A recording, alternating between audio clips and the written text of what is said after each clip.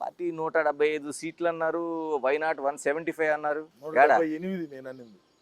ఆ, 2 తిరువల్లూరు, ఒకటి తిరువల్లూరు, కాట్పాడి, ఒకటి అస్సాము, 178 వచ్చాయని చెప్పినాం. అస్సాంతో కలిపి అస్సాంతో కలిపి 178 అనుకున్నాము. వాటిలో ఏమైందంటే మధ్యలో ఒకటి పోయింది, 11 మిగిలినాయి.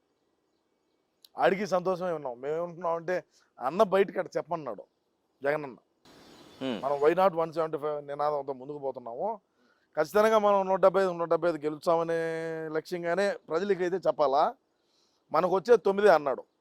9 అంటే మేము నవరత్నాలు ఇచ్చినాం కాబట్టి 9 వచ్చాయన్నాడు. నవరత్నాలు కాస్త 2 ఎక్స్ట్రాగా వచ్చినాయి మాకు. సంతోషపడినాం మేము. అంటే ముందే ప్రిపేర్ అయింది ఇది అంతా. ఖచ్చితంగా ప్రిపేరే కదా. ఇదంతా ఒక దీంట్లో జరిగినటువంటిది, ఒక ట్రాకు, ఒక ఆలోచన విధానము. అన్న ఆలోచన విధానం మీకు తెలియదు ఏమున్నది. అదే ఆలోచన విధానంతోనే ముందుకు పోయినాడు. కానీ ప్రజలు 2 సీట్లు ఇంకా ఎక్స్ట్రా ఇచ్చారని మేము సంతోషపడతాం. అంతర్జాతీయ అధ్యక్షుడిగా ఉన్నారు మీరు వైసీపీ. ప్రధాన కార్యదర్శిగా ఉన్నారు. అంతర్జాతీయ ప్రధాన కార్యదర్శి వైసీపీకి.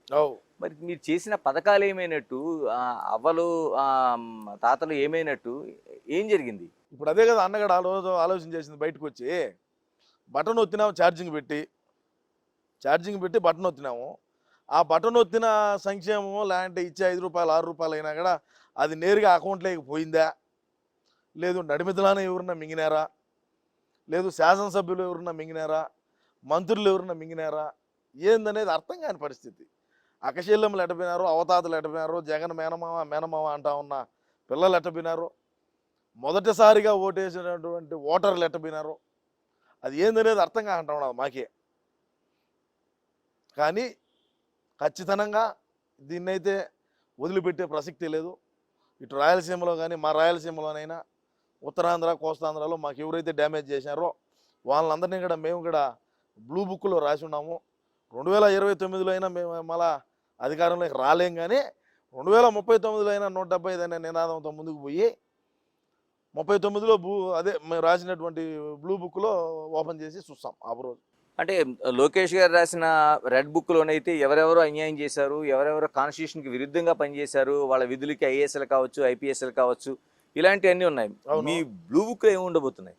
అదే ఇప్పుడు మేము బట్టలు వచ్చినాం కదా, మా పార్టీకి ఎవడు డ్యామేజ్ చేశాడు?